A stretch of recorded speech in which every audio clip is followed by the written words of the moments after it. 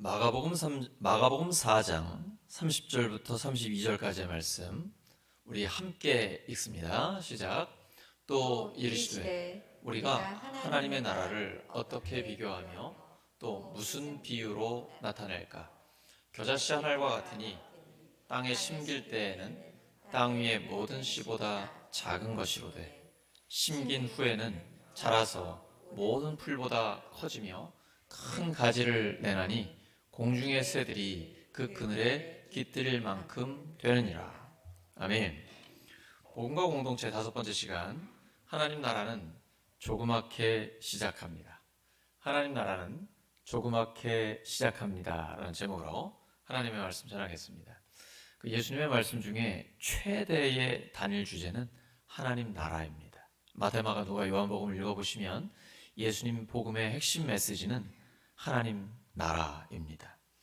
예수님은 예수님의 사역을 통해서 이미 하나님 나라가 시작됐다라고 말씀하십니다. 때가 참에 하나님 나라가 가까이 왔으니 회개하고 복음을 믿으라. 예수님께서 이 땅에 오셔서 성령의 능력으로 악한 영들을 쫓아내시죠. 이미 하나님의 나라가 너에게 임했다라고 말씀하십니다.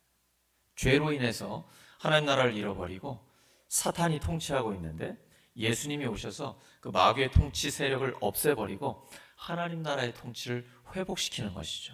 그래서 우리 예수님 믿는 사람들이 하나님 나라의 복음, 예수 그리스도의 십자가와 부활의 복음을 선포하면 예수님을 믿지 않는 사람들이 그 복음을 믿게 됩니다. 그러면 그 마음에 이전까지는 사탄이 또 하나님과 관계없는 세상이 다스리고 있다가 이제는 하나님의 다스림을 얻게 되는 그런 역사가, 변화가 일어나게 됩니다. 사도 바울이 놀라운 변화를 경험하게 되죠. 사실 그는 구약을 통달하고 있는 탁월한 신학자입니다. 그래서 구약에 기록되어 있는 하나님 앞에 충성을 다하고 목숨을 바쳐 하나님 영광을 위해 살아가는 그런 사람이었습니다. 그런데 예수님을 모르기 때문에 예수님을 믿는다는 것이 이단 사이비를 따른다 이렇게 생각을 했어요. 그래서 예수님의 추종자들을 잡아 감옥에 가두었고 멀리 외국까지 가서 그들을 잡아오기 위해서 가는 중에 다메섹에서 부활하신 주님을 만나게 됩니다. 그때부터 메시아에 대한 그의 사상이 완전히 바뀌게 됩니다. 이전에는 정치적으로, 군사적으로 이 땅에서 힘을 발휘하여 나라의 독립을 가져오는 다윗 왕조의 재건 일으키는 그런 메시아를 기대했는데 부활하신 예수님을 직접 만나자 그 주님이 우리를 위해 죽으시고 부활하심을 통해 하나님 나라를 회복시키시는구나, 이렇게 메시아에 대한 사상이 바뀌게 됩니다. 그래서 그가 고백하죠. 누구든지 그리스도 안에 있으면 새로운 피조물이라. 이전 것은 지나갔으니 보라 새 것이 되었도다. 이제 하나님의 복음을 듣기 전에 내가 생각했던 구원, 하나님 나라 이런 것과 예수님의 죽으심과 부활의 복음을 듣고 나서 예수님을 제대로 믿고 하나님의 영광을 위해 살겠다라고 결단하고 하나님의 나라를 맛보는 이 삶은 전혀 다른 것이거든요. 그래서 예수님을 믿고 나서는 새로운 삶을 살게 됐다, 이런 고백을 하게 되는 것입니다. 오늘 본문에 보시면 하나님 나라가 겨자씨와 같다라고 말씀하십니다. 겨자씨는 지극히 작은 씨앗이죠. 시작할 때는 조그맣게 시작합니다. 미미해 보여요. 하지만 그 안에는 생명이 있기 때문에 반드시 싹이 나고 자라고 결국에는 큰 나무를 이루어 많은 새들이 와서 안식을 누리는 그러한 안식처가 됩니다. 하나님 나라는 그와 같습니다. 나 개인에게, 가정에게, 목장 그리고 교회에 지금은 작게 시작하는 것 같지만 거기에는 하나님의 생명이 있기 때문에 반드시 하나님의 나라는 성장하게 되어 있습니다. 개인도 점점 더 성숙해지고 교회와 목장과 가정과 그 예수님을 믿는 그리스도인이 점점 더 예수님을 닮아가는 그 역사가 일어나게 됩니다. 왜냐하면 거기에는 하나님의 생명이 있기 때문입니다. 이것이 바로 겨자씨로 비유하신 하나님의 나라입니다. 또 하나의 비유가 누룩의 비유인데요. 누가복음 13장 20절과 21절입니다. 시작.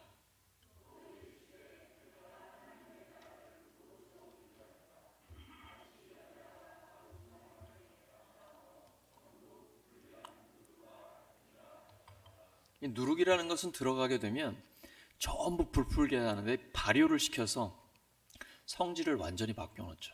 하나님 나라를 두 가지로 말씀하십니다. 먼저는 겨자씨처럼 양적으로 성장하는 것입니다. 예수님을 믿는 사람들이 점점 더 늘어나는 것이죠. 그 다음은 누룩처럼 질적인 변화를 가져오게 됩니다. 예수님을 믿는 사람이 점점 더 예수님의 성품을 닮아가게 되는 것입니다.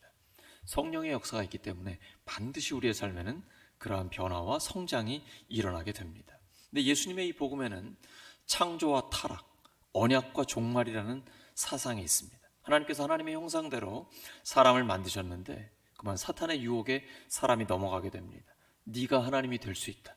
너의 인생은 네가 주인이기 때문에 네 마음대로 살아라. 이런 유혹에 넘어가면서 타락하게 되죠. 이때 하나님이 언약을 주십니다. 바로 하나님이 사람 되어 오신 예수 그리스도께서 우리를 위해 죽으시고 부활하시면 그 예수님을 믿는 자는 영생을 얻는다라는 것입니다. 성경은 두 가지를 다 말씀하십니다. 바로 하나님의 주권과 인간의 자유의지입니다. 하나님의 주권은 하나님께서 우리를 구원하신 데는 목적이 있다라는 것입니다. 아무나 하나님 앞에 나올 수 없습니다. 예수님을 믿는다라는 것은 인간적으로는 사실 불가능한 일입니다. 성령이 아니고는 예수님을 주님이라고 고백할 수 없습니다. 근데 하나님의 부르심, 하나님의 구원의 역사에는 반드시 목적이 있습니다. 또 한 가지, 인간이 예수님을 구원의 주님으로 영접해야 합니다. 그것이 요한복음 1장 12절이죠. 영접하는 자, 곧 그 이름을 믿는 자들에게는 하나님의 자녀가 되는 권세를 주셨습니다. 하나님의 주권이 있지만 동시에 인간의 자유의지가 있는 것입니다. 우리가 예수님을 주님으로 모시고 살아가는 것입니다. 우리의 삶의 주인이 예수님이라는 고백을 갖고 살아가는 것이에요. 예수님 주님이라고 고백했다면 내 삶에서 주님 뜻대로 살아갈 때에 하나님의 영광을 우리가 볼 수가 있는 것입니다. 예수님 분명히 말씀하셨습니다. 나를 사랑하는 자는 나의 계명을 지키는 자라고 말씀하셨습니다. 그 사람에게 하나님의 사랑을 나타내 주실 것이고 또한 예수 그리스도를 나타내 주신다고 말씀하셨습니다. 우리가 예수님의 뜻대로 살아갈 때에 예수님의 영광을 우리가 볼 수 있는 것입니다. 이렇게 창조와 타락, 그리고 예수님을 통해 구원을 주시겠다는 언약, 그리고 마지막은 종말입니다. 우리가 이 시간 주일에 예배를 드리는데 이것은 종말에 맛볼 하나님의 사랑과 그 공의를 바로 이 시간에 우리가 함께 경험하는 것입니다. 이 주일에 하나님 앞에 찬양하면서 예배를 드리면서 종말적인 구원을 맛보는 것이죠. 하나님 나라가 완성되는 것은 예수님의 재림 때에 완성됩니다. 그러나 지금 우리가 이미 구원받아서 그 하나님 나라를 앞당겨 예배 가운데 하나님의 영광을 보고 하나님이 함께 하시는 것을 경험하게 되는 것입니다. 창조와 타락, 언약과 종말 사상이 예수님 그 하나님 나라 복음의 중심 사상으로 있는 것입니다. 우리가 찬양할 때 마라나타 주 예수여 오시옵소서라고 찬양하지요. 이것이 초대교회 성도들에게는 엄청난 기쁨의 원천이었습니다. 당시에는 예수님을 믿는다는 이유 하나 때문에 핍박을 받고 있었습니다. 마라나타라는 고백을 하면서 그들이 그 고통을 견뎌낼 수 있었던 것이죠. 그 뜻은 주님은 오셨고 주님은 오고 계시고 주님이 오실 것이다. 이 고백이 마라나타 안에 들어있는 것입니다. 주님은 이미 오셔서 우리에게 구원을 이루어 주셨고 지금 오고 계시다. 우리와 함께 계시다. 부활하신 주님이 성령을 통해 우리와 함께 하신다라는 고백이고 그 주님이 다시 오실 것이다. 이 고백이 바로 마라나타라는 고백입니다. 한번 따라하시죠. 마라나타. 마라나타. 이 고백으로 인해서 모든 핍박을 무력하게 하는 승리의 믿음이 그들 안에 있었던 것입니다. 이미 주님은 오셨고 지금 주님이 오고 계시며 내 삶의 현장에 가정과 일터와 학교와 교회와 모든 삶의 자리에서 나 혼자 있는 것이 아니라 주님이 이미 오고 계시고 나와 함께 계시고 특별히 내가 힘들 때는 나를 업고 가시는 주님과의 그 동행, 이것이 바로 우리의 신앙생활입니다. 그리고 다시 오실 주님을 기대하면서 오늘이 마지막 날인 것처럼 살아가는 것, 이것이 우리의 믿음의 삶인 것이죠. 초대교회 성도들은 마라나타라고 고백하면서 모든 것을 아우르는 그 기쁨을 가지고 그들은 살아갈 수 있었던 것입니다. 예수님이 하나님 나라를 표현하실 때는 하나님과의 관계 회복을 말씀하셨습니다. 이것이 바로 구원의 의미입니다. 하나님과 내가 창조주와 피조물의 관계, 아버지 하나님과 자녀로서의 관계를 회복하게 되는 것입니다. 특별히 복음서에 보시면 예수님이 하나님 나라를 잔치로 비유를 많이 하시죠. 혼인잔치라든지 어린 양의 잔치라든지 이런 잔치로 비유를 하세요. 하나님 나라는 그런 잔치와 같습니다. 그래서 예수님의 첫 번째 이적이 가나의 혼인잔치에서 있었던 것이죠. 우리 교회가 식당에서 이제 식사하는 것을 회복했는데 교회 분위기가 확 바뀌는 것을 경험하게 됩니다. 목장에서 식사를 하는 것이 중요한 이유가 바로 그것입니다. 예수님은 함께 식사하는 것을 굉장히 중요하게 여기셨습니다. 십자가를 지시기 전에 마지막에도 최후의 만찬을 하셨죠. 제자들과 함께 식사하셨습니다. 특별히 사회적인 지탄의 대상들, 세상에서 죄인이라고 손가락질 받던 사람들과 함께 식사하셨습니다. 그것은 그 자체가 선포였습니다. 내가 바로 이들의 친구요 가족이다 라는 것을 선포하는 것이죠. 제가 이제 최근에 가정에 우리 성도들을 초대해서 목회자들과 함께 또 식사를 하는데, 이 집에서 식사하는 게 식당이나 또 다른 장소에 식사하는 거는 완전히 분위기가 달라지게 됩니다. 거리감을 없애고 가족이라는 것을 함께 깊이 경험하게 되는 것이죠. 그래서 예수님이 늘 만나면 함께 식사하면서 그들과 함께 하나님의 가족임을, 또 그리스도 안의 친구임을 선포하면서 그들에게 치유와 회복의 역사가 일어났던 것입니다.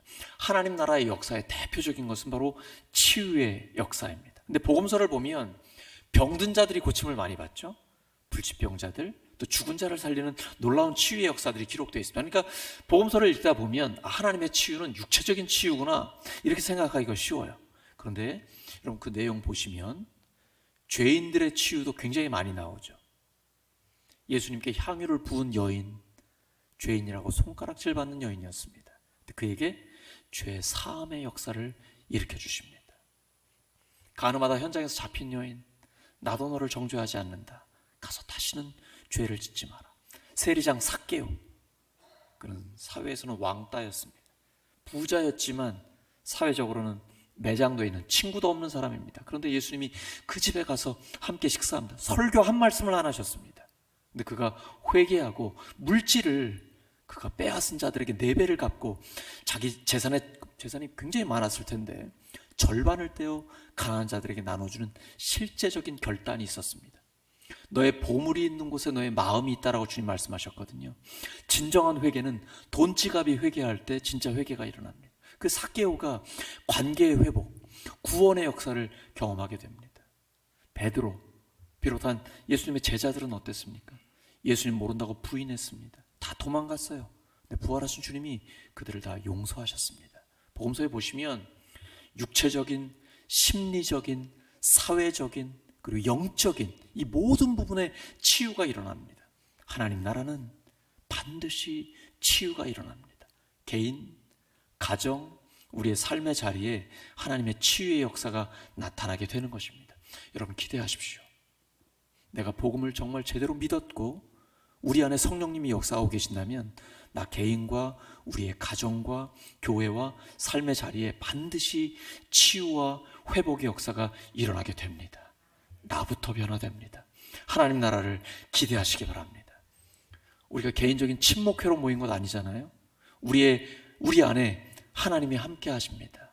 그래서 구원, 하나님의 나라를 맛본다라는 것은 바로 인간의 한계를 넘어서는 도저히 우리가 불가능하다고 생각하는 그 역사가 하나님의 능력 때문에 나타나는 것입니다. 무한하신 하나님의 능력, 전지전능, 무소부재, 창조와 역사의 주님이 되신 주권자 되시는 그 하나님의 역사가 개인과 가정과 우리의 삶의 자리에 실제로 나타나게 되는 것입니다. 그것이 바로 하나님의 나라를 맛보는 것입니다. 예수님이 이렇게 말씀하셨어요.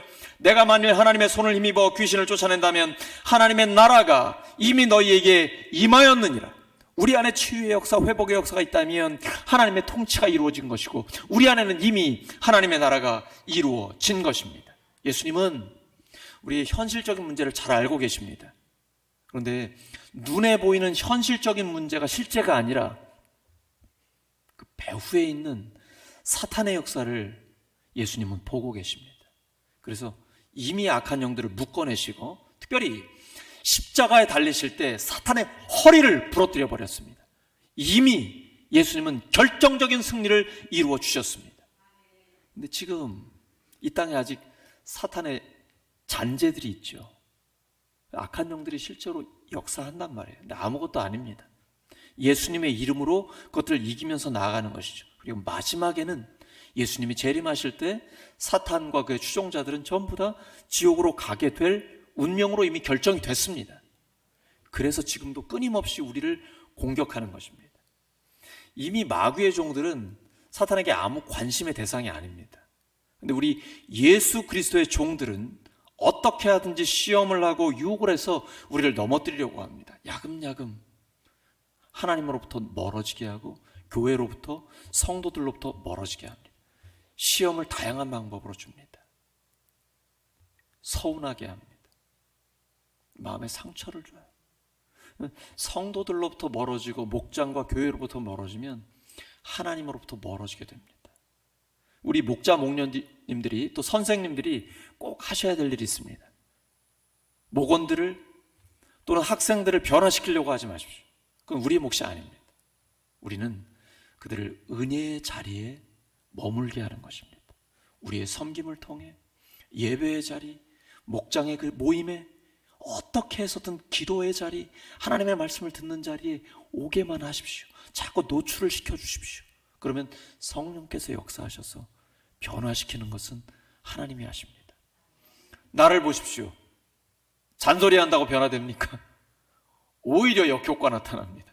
내가 어떻게 변화됐습니까? 성령의 역사로 변화됐죠. 근데 그 뒤에는 나를 위해 기도해주는 선생님과 부모님과 사랑하는 목자, 목녀와 목회자들이 있었습니다. 그래서 내가 변화됐습니다. 그것처럼 이제는 우리가 할 일입니다. 하나님 앞에 기도할 때 변화는 하나님이 시켜주십니다. 기도를 통해 역사하시는 하나님의 능력을 경험하시기를 예수 그리스도의 이름으로 축원합니다.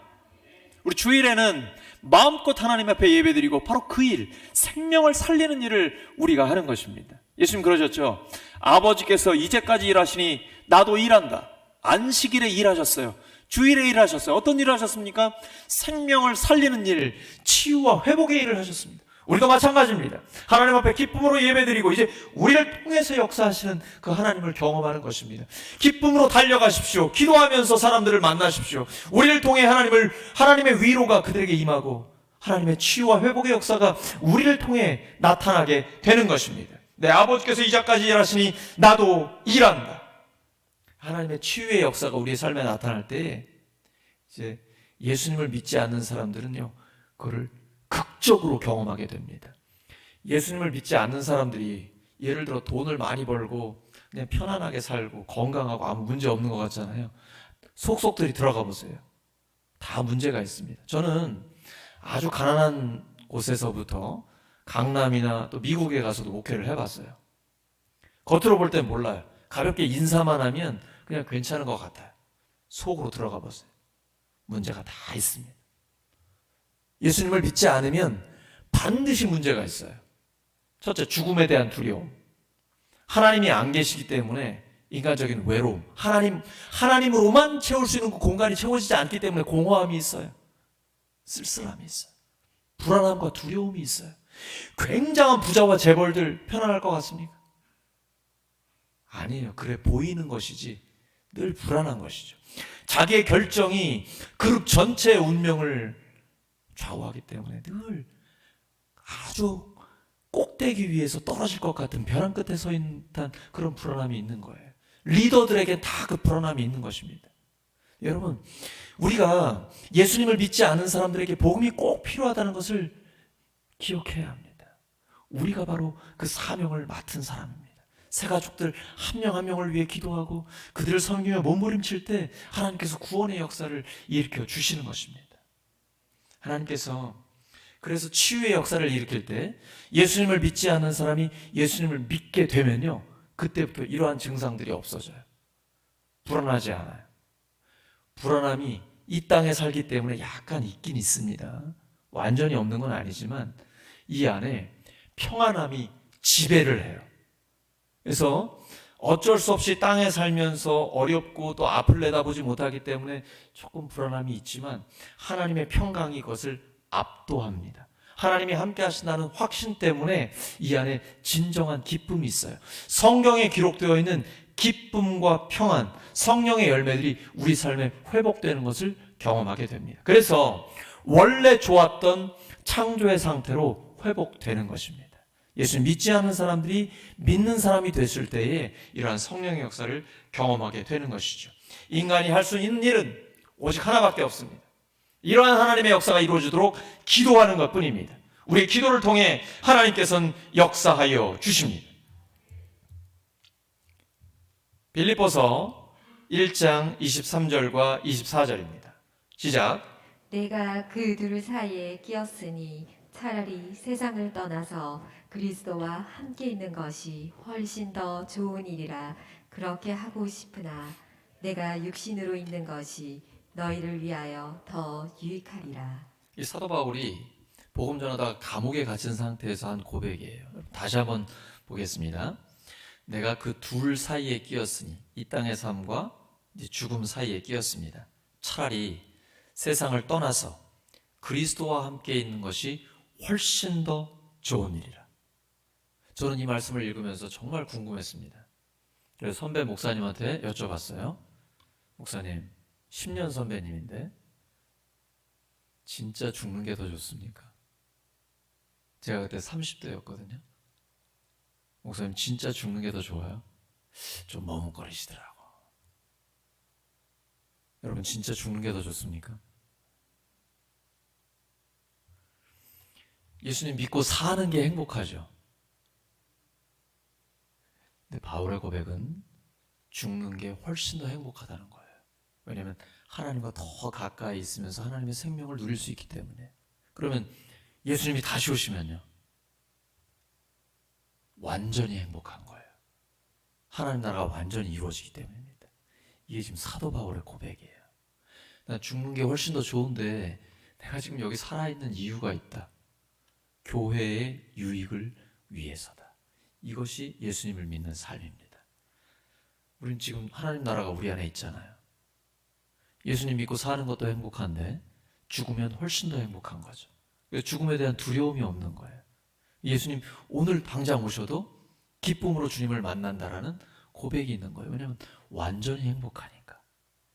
이것이 신앙생활입니다. 바로 우리는 이 복음을 누리고 복음을 전하고 또 이 복음 때문에 오늘 하루를 그 복음에 합당한 삶을 살아가게 되는 것이죠. 여러분, 이렇게 산다면 뭐 물질에 미련을 두겠습니까? 명예나 인기나 이 땅의 그 어떤 것에 집착할 이유가 있나요? 제가 아내와 자주 이야기하는 게 있습니다. 정말 나는 인생을 가볍게 살고 싶다. 성경에 우리는 나그네라고 고백하고 있는데 나그네는 짐이 많으면 나그네가 아니잖아요. 여행할 수가 없거든요. 우리는 이 땅에 잠깐 머물다 떠날 것인데 이 땅에 사는 것도 행복하지만 떠나는 것은 훨씬 더 행복합니다. 그러니까 이 땅에 너무 집착하지 맙시다. 이게 바로 하나님의 말씀이거든요. 옆 사람 축복해 주시기 바랍니다. 가볍게 사시기 바랍니다.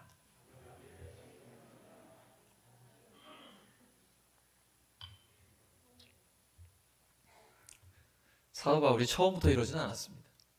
상당히 무거웠던 것 같아요. 예수님의 증인 스데반을 돌로 쳐서 죽일 때에 그 돌을 던지는 사람들 옷을 벗어 던져야 돌 던지기가 좋잖아요. 그 옷을 다 받아주었던 그 바울이 부활하신 주님을 만나자 큰 혼란에 빠지게 됐습니다. 이분이 정말 내가 기다렸던 그 구원의 주님인가? 그 주님을 성경을 통해 확인을 하게 된 것이죠. 그 다음부터 그가 목숨 걸고 복음을 전하기 시작했습니다. 우리가 예수님을 진짜 만나고 우리의 삶에 주님과 동행하는 그 확신이 있을 때에 바울처럼 고백할 수 있는 거죠. 그리고 나그네로서 가볍게 기쁨으로 살아가게 됩니다. 고린도후서 5장 17절입니다. 사도 바울의 고백입니다. 시작. 누구든지 그리스도 안에 있으면 새로운 피조물이라. 이전 것은 지나갔으니 보라 새 것이 되었도다. 사탄은요, 요 반대로 역사합니다. 계속 과거를 떠올리게 해요. 계속 상처받은 것을 기억나게 해요. 요 과거에 얽매이게 해서 미래로 나아가지 못하게 합니다. 근데 사도 바울이 자기의 과거를 정직하게 고백하고 인정합니다. 나는 사도라고 불릴 자격이 없습니다. 왜냐하면 저는 교회를 핍박하던 자였습니다. 저 과거에 그랬습니다. 하지만 저는 뒤에 있는 것은 잊어버리고 오직 표대를 향하여 그리스도 예수 안에서 하나님이 부르신 푸름의 상을 향하여 달려갑니다. 과거를 정직하게 인정하지만 과거에 얽매이진 않아요. 그리고 사도 바울의 삶을 보십시오. 그 어느 사도보다, 그 어느 그리스도인들보다 더 그 헌신하고 목숨을 바치고 탁월한 신학과 그가 가지고 있는 성령의 은사를 통해서 교회를 개척하고 몸부림치며 세계 선교를 감당했던 그 사람입니다. 그러나 자랑하지 않아요. 뒤에 있는 것은 잘한 것도 잘못한 것도 다 잊어버립니다. 오직 표대를 향하여, 미래를 향하여 주님과 함께 달려가는 것이, 이것이 바로 그리스도인의 삶입니다.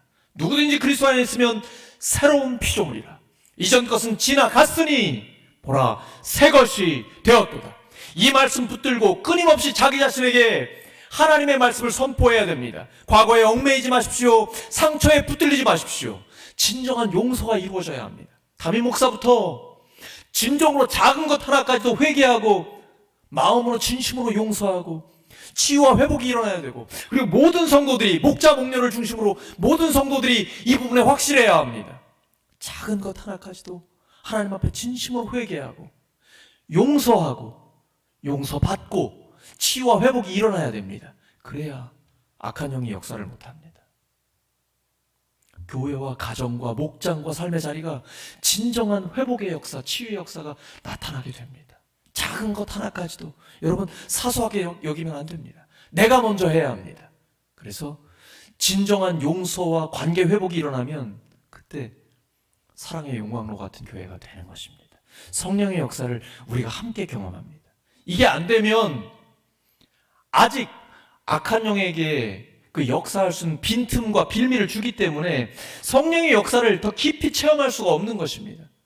스스로 먼저 진정한 용서, 회개 일어났을 때 그때 하나님의 역사를 우리가 깊이 경험하게 되는 것입니다. 에베소서 4장 15절입니다. 시작. 그래서 참된 것을 하여 범사에 그에게까지 자랄지라. 그는 머리시니 곧 그리스도라. 오직 사랑 안에서 참된 것을 하여 범사에 그에게까지 자랄지라. 그는 머리니 곧 그리스도라. 예수님의 복음으로 우리를 구원하셨습니다. 근데 하나님은요, 우리를 제자리에 머물게 하지 않으십니다. 끊임없이 성장하고 성숙하기를 원하십니다. 예수님을 믿는 믿음의 생활이라는 것은 바로 이것입니다. 오늘 말씀 정리합니다. 하나님 나라는 조그맣게 시작합니다. 하지만 그 안에 생명이 있기 때문에 반드시 성장하고 성숙해집니다. 예수님의 그 장성한 분량이 충만한 데까지 성숙함으로 예수님의 성품을 닮아가고 예수님 믿지 않는 사람들이 믿는 이 구원의 열매를 하나님께서는 우리에게 허락해 주시는 것입니다. 그것이 예수님의 죽으심과 부활의 복음에 합당한 삶입니다. 복음에 합당한 삶을 살아 하나님이 우리를 구원하신 목적을 이루는 우리 모두 되기를 예수 그리스도의 이름으로 축원합니다. 기도합니다. 아버지 하나님, 하나님 나라는 조그맣게 시작하지만 생명이 있기 때문에 점점 더 성장하고 성숙해지는 역사를 일으켜 주신다고 말씀하여 주셨습니다. 그 말씀을 저희들의 삶에 이루어 주시옵소서. 예수 그리스도의 이름으로 기도드립니다.